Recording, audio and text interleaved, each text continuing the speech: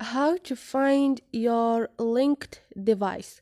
Hi guys, in this video I will show you how to find your linked device on Signal.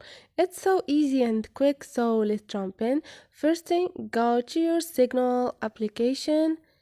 Now click on those 3 points up there and click on setting.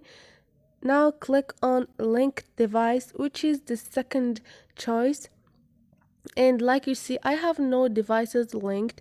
Now you're gonna you're gonna have all your linked device in here.